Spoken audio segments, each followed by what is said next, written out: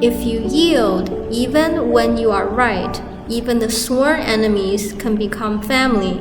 Suppose you are driving on the road and approaching an intersection. Your car is on the main road, yet suddenly a very drowsy and irritable driver recklessly rushes out, almost colliding with you, or even blocking your path. Or perhaps he cuts in front of you. You feel that he is completely unreasonable, and your critical mind immediately arises. Once this critical mind appears, you may think, for example, people like this would be better off getting hit by a car. Those who get into accidents are exactly this kind of person. In fact, he is merely being loyal to his own inertia, his habits. He is used to ignoring the law, or he is accustomed to being inattentive. He is often careless, arrogant, and oblivious to others. He is not doing it on purpose, he's simply being himself. If you can understand that everyone is loyal to their own inertia, including yourself, who also habitually criticizes others, then you will see that you too are loyal to your own inertia.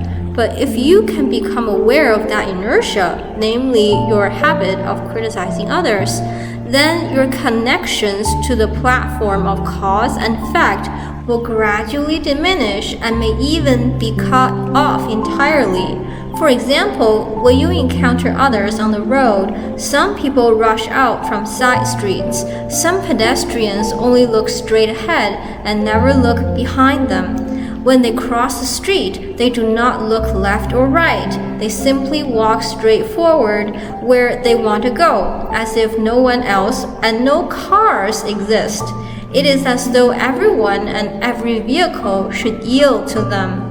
Then you begin to curse them. People like this deserve to be hit by a car.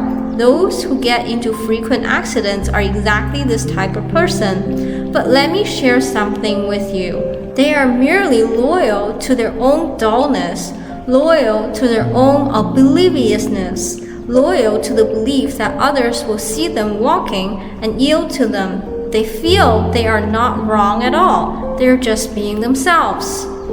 Yet you, following your own inertia again, criticize them, or you deliberately drive close to scare them, or honk your horn to frighten them half to death, or even curse and insult them.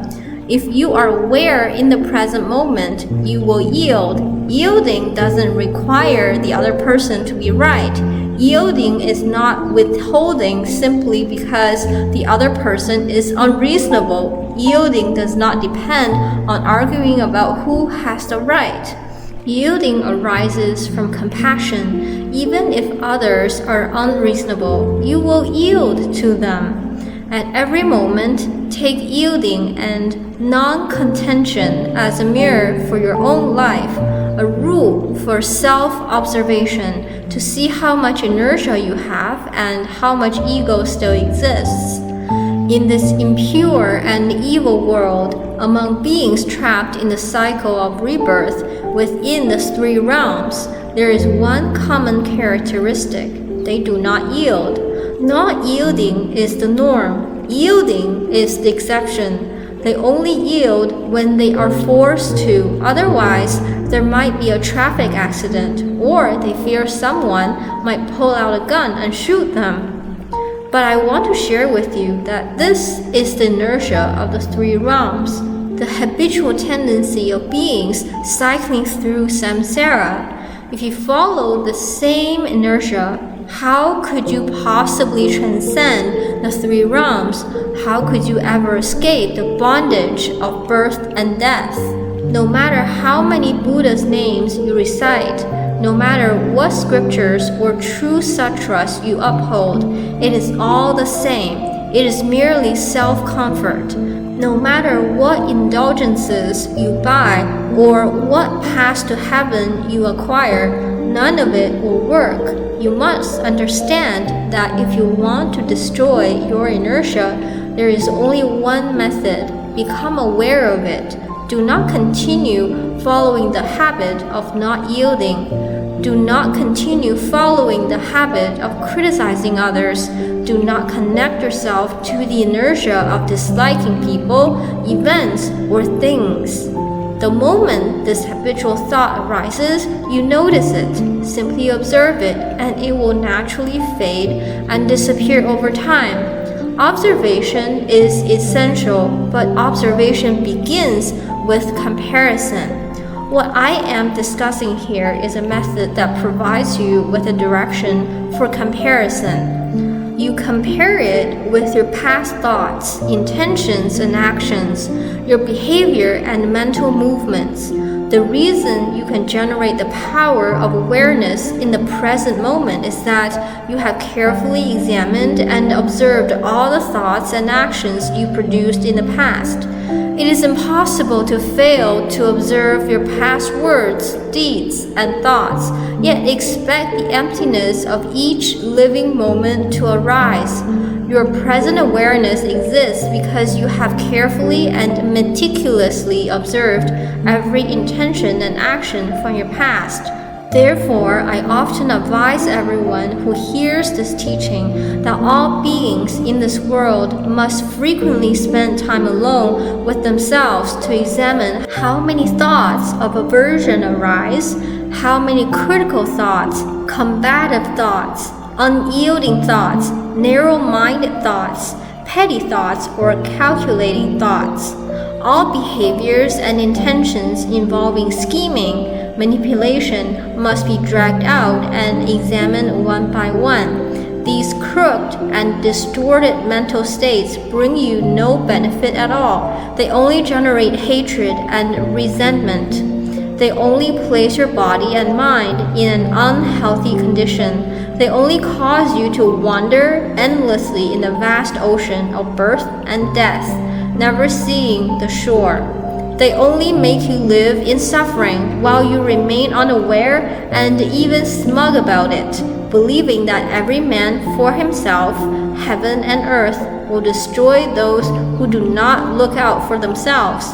This saying is the truth of sinking into the cycle of the three realms. Yet, this idea is fundamentally abnormal. Ordinary people, however, believe it is perfectly normal, treating it as an eternal maxiom, as truth. This saying is the bridge into the cycle of the three realms.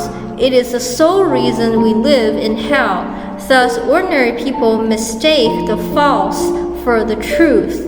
They cling to such illusory and foolish twisted reasoning, believing it to be self-evident truth. Some people simply dare not say it out loud, because doing so would be embarrassing. All those who sink within the 6 realms of rebirth think in this way.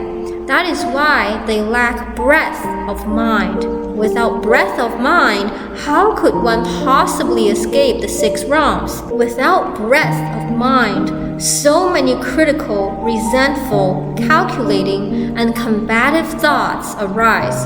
How could such mental states prevent past karmic creditors and enemies from finding you? Not only will they find you, they can still torment you, because you have already laid out a red carpet for them to do so. You are preparing to marry your past karmic enemies and creditors. I am telling you the truth. In ordinary marriages, the chances of forming purely wholesome affinities are very small. Happy marriages are rare. Debt collection is far more common. One person comes to collect, the other to repay. Where does this begin? It begins with these distorted mental states. From the moment a child is born, this world teaches imitation and calculation. The foundation of calculation is accounting.